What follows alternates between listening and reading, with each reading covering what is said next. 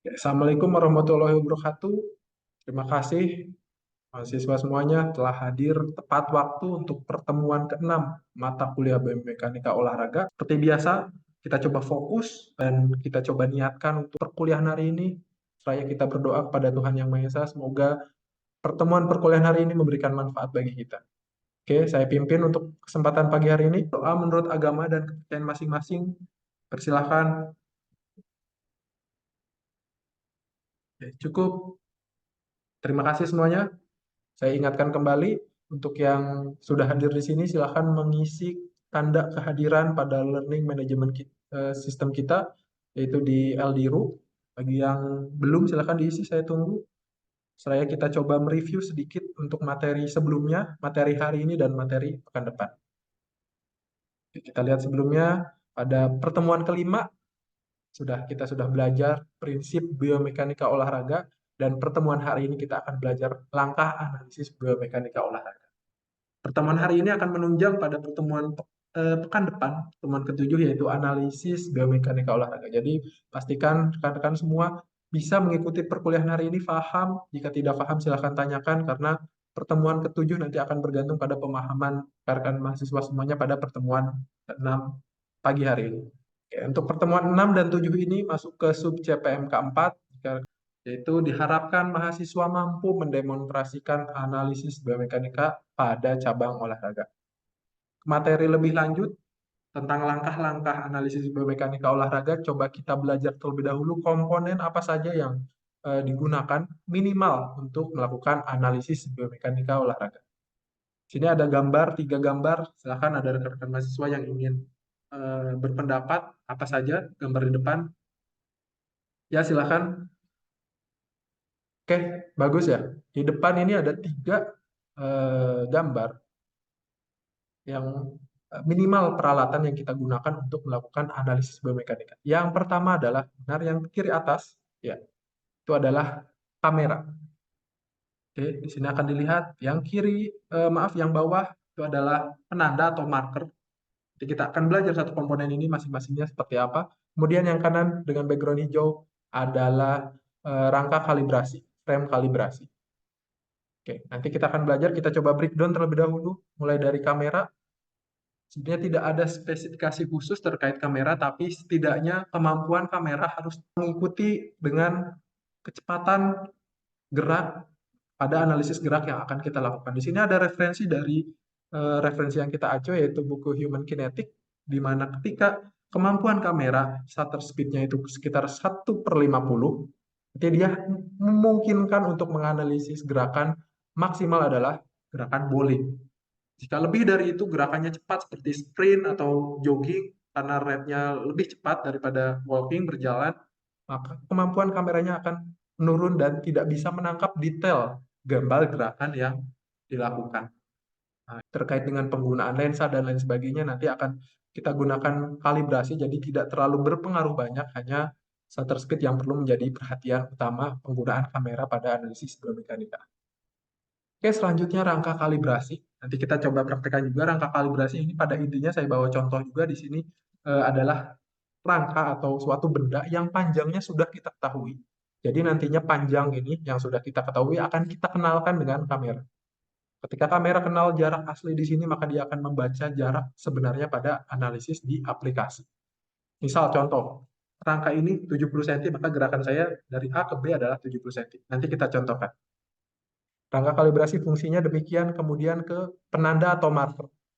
Marker dalam secara garis besar bisa kita kelompokkan menjadi 3. Ada pasif, artinya di sini marker tidak mengeluarkan cahaya atau hanya berbentuk pantulan saja. Biasanya di sini ada reflektif, ada bentuknya bulat maupun penanda yang bentuknya tempelan seperti lakban. Ada aktif marker, yaitu penanda yang mengeluarkan cahaya. Kemudian markerless, ada beberapa yang tidak perlu menggunakan marker asal jelas poin-poin mana yang akan dianalisis.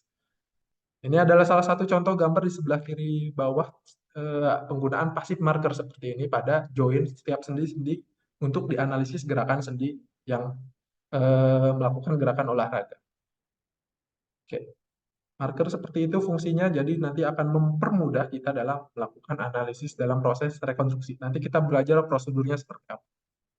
Baseline marker. Nah, kita akan belajar bagaimana prosedur pelaksanaan biomekanika olahraga. Oke, ada 4. Saya contohkan terlebih dahulu sebelum rekan-rekan mahasiswa. Mohon perhatikan kembali apa yang saya sampaikan sehingga tidak terlewat dan silahkan bertanya jika kurang paham. Oke, yang pertama yaitu kalibrasi kamera, proses kalibrasi kamera. Kemudian penentu penanda, kemudian melakukan tracking, dan rekonstruksi 2 dimensi atau 3 dimensi. Rekonstruksi 2 dimensi bisa dilakukan pada satu kamera, tapi untuk 3 dimensi membutuhkan lebih dari satu kamera. Karena nanti kita akan melihat adanya bidang. Oke, gambar di sini saya berdiri di satu sumbu, kemudian ditandai saya tidak boleh bergerak jauh dari sumbu ini yang akan dianalisis. Dan ini adalah titik di mana analisis frame kalibrasi. Perhatikan, nanti ini akan menjadi analisis frame kalibrasi, kemudian kecepatan tangan saya dari A ke B perpindahannya seperti apa, jaraknya berapa. Kemudian tadi jika konstruksi 3 dimensi ada sumbu Y, artinya mendekati kamera atau menjauhi kamera, ini akan terjadi bias jarak kamera. Kamera tidak mengenal secara detail jaraknya berapa dari A ke B karena ada perbedaan saat kalibrasi awal. Oke, coba kita lihat hasilnya di eh, aplikasi langsung. Kita coba gunakan Kinovia. Maka kita lihat di sini, saya ambil contoh pada titik ini. Oke, pada titik ini saya coba kalibrasi, lakukan kalibrasi, di mana A ke B sudah kita ketahui tadi 75 cm.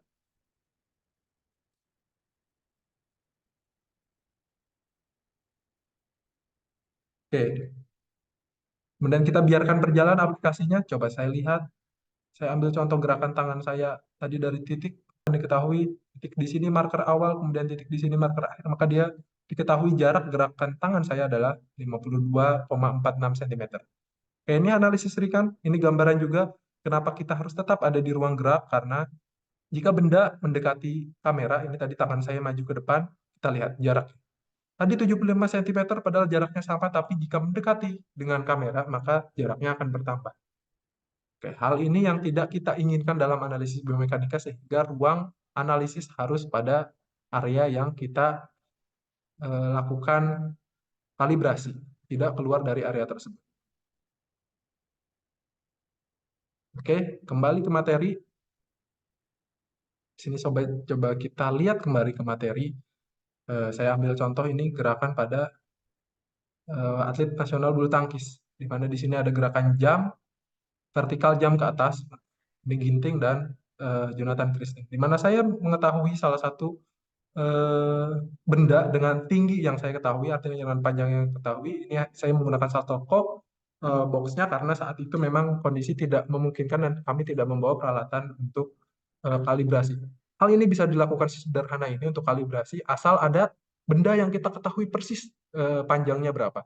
Jadi saya ketahui tinggi ini 43 cm, setelah dilakukan kalibrasi maka saya ketahui tinggi jam atletnya tadi Jonathan Christine berapa, kanan dan kiri berapa. Ini juga menjadi langkah lanjutan, analisis selanjutnya mungkin rekan-rekan mahasiswa akan belajar lebih lanjut, tapi pada periode pertemuan ini kita belajar langkah-langkah analisisnya terlebih dahulu.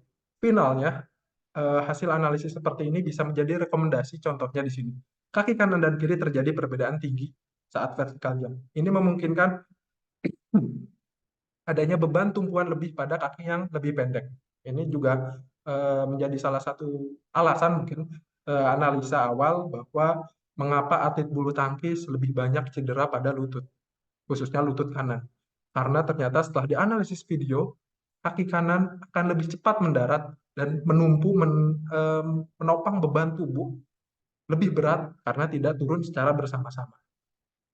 Langkah kecilnya seperti itu bisa dilakukan sesederhana itu untuk analisis biomekanika olahraga. Di sini saya ambil contoh kembali untuk langkah analisis biomekanika olahraga yang lebih proper, artinya di sini rekonstruksinya bisa berupa 3 dimensi karena sebelumnya satu kamera hanya bisa 2 dimensi, di mana digunakan di sini 8 kamera. 8 kamera ini terintegrasi, jadi satu kamera ini ada sistem yang menaungi bersama. Tidak terpisah satu-satu kemudian diambil gambar. Kamera ini biasanya dijual dalam bentuk satu sistem tertentu dengan harga yang cukup mahal, sekitar 3 miliar dalam satu sistem. Ini adalah fasilitas laboratorium biomekanika atau ergonomi di Institut Teknologi Bandung. di mana kita lihat pesertanya di sini. Ini ada marker di area tubuhnya. Ini juga menjadi alasan kenapa tidak menggunakan pakaian supaya markernya terlihat jelas, tidak tergeser-geser oleh pakaian. Jadi terlihat jelas joinnya, sendi bahu dan sebagainya di posisi mana. Kemudian celananya juga ketat. Oke, gambarannya seperti itu. Kemudian apa yang dihasilkan? Seperti ini hasilnya. Rekonstruksi tiga dimensi akan menghasilkan gambar seperti tertampil. Kemudian jika kita lihat kembali ke video yang sebelumnya, ini, di sini ada bentuk hitam, maaf biru. Platform di sini biru. Ini adalah singkatnya mungkin gambarnya seperti timbangan, yaitu force plate, di mana nantinya akan mendapatkan gambaran berapa gaya yang tertekan di area tersebut.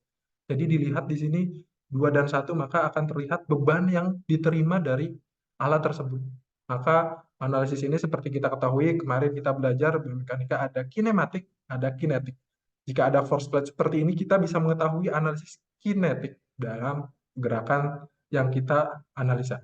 Tapi ini belajar lebih lanjut pada mata kuliah ini hanya sekedar gambaran, pada mata kuliah kita di biomekanika olahraga ini hanya sebatas mengetahui prosedur dan langkah-langkah seperti apa untuk menganalisis gerakan pada cabang olahraga. Oke, seperti itu. Ada pertanyaan? Sebelum kita lanjut pembahasan yang selanjutnya. Oke, oke, terima kasih pertanyaan yang bagus. Benar ya, untuk rekonstruksi tiga dimensi memang akan membutuhkan waktu yang lebih panjang karena nantinya juga akan ada analisis dari komputer kemudian diturunkan menjadi beberapa kecepatan di Excel. Nantinya angka Excel itu yang akan kita import dari sistem yang tadi terintegrasi. Saya ingin bertanya rekan-rekan mahasiswa semuanya, apa yang bisa kita simpulkan, khususnya tadi di komponen dan di prosedur. Oke, pertama untuk komponen terlebih dahulu, minimal yang kita butuhkan untuk melakukan analisis biomekanika olahraga. Ada yang ingin menyampaikan pendapatnya apa saja? Oke, apa? Oke, cukup bagus ya. Ada 3 komponen minimal yang kita gunakan, yaitu yang pertama kamera, rangka kalibrasi, dan penanda. Kemudian untuk prosedurnya, langkah-langkah prosedurnya apa saja? Tadi bisa ingin diungkapkan yang lain? Oke, jangan orang yang sama, saya minta yang lain. Saya beri kesempatan yang belum terlebih dahulu. Oke, terima kasih. Bagus sekali. Untuk prosedurnya, yang pertama bisa melakukan kalibrasi kamera, kemudian penentu penanda, sebelah mana yang ingin di-tracking, kemudian dilakukan tracking, dan rekonstruksi 2 dimensi untuk mendapatkan hasil kecepatan dan lain sebagainya untuk analisis yang kita gunakan. Oke, hanya belajar seperti itu untuk pertemuan 6 kali ini. Kita akan coba melihat pertemuan ke depan adanya analisis biomekanika olahraga pada cabang olahraga. Jadi pada pertemuan ini untuk menyiapkan pertemuan ke depan, saya minta rekan-rekan mahasiswa untuk membentuk kelompok berdasarkan cabang olahraga peminatan masing-masing. Maksimal 4 orang untuk setiap kelompoknya. Oke, ada pertanyaan? Oke, bagus. Tidak ada pertanyaan. Sekiranya ada yang tahu makna di yang tertuang pada gambar yang saya tampilkan. Oke, bagus ya. Ya, maknanya bisa kita ambil bahwa tidak hanya alat bantunya atau mesinnya atau di sini menggambarkan senjatanya, tapi juga orang yang mengoperasikan senjata tersebut. Tadi sampai pertemuan 6 ini kita belajar biomekanika olahraga, komponen dan lain sebagainya, kita ketahui harganya cukup mahal, tapi di balik mahal itu kita juga bisa memaksimalkan kemampuan diri kita, pengetahuan yang kita dapat, wawasan yang kita peroleh dan kita kembangkan untuk memperoleh hasil maksimal dalam analisis biomekanika olahraga. Jadi saya tidak ingin rekan mahasiswa saya di sini eh, memiliki pemikiran bahwa tidak bisa melakukan analisis biomekanika olahraga karena tidak punya alat. Alat minimal pun seperti tadi saya digambarkan adanya rangka kalibrasi menggunakan shuttle box. Oh, kemudian hanya seperti itu, rekonstruksinya ringan sekali, tidak perlu membutuhkan waktu yang cukup panjang. Tidak perlu membutuhkan alat yang mahal. Cukup kamera dengan frame rate yang tidak terlalu tinggi, seperti pada pasaran umumnya, rekan-rekan mahasiswa pasti punya semuanya alat peralatan minimal yang dibutuhkan. Oke, hanya seperti itu pertemuan kali ini. Terima kasih karena tadi kita buka dengan berdoa, maka saya coba tutup dengan berdoa kembali sebagai ucapan syukur kita telah menyelesaikan perkuliahan pada pagi hari ini. Oke, berdoa menurut agama dan kepercayaan masing-masing, dipersilahkan. Cukup, terima kasih semuanya atas perhatiannya. Kelas saya tutup. Wassalamualaikum warahmatullahi wabarakatuh.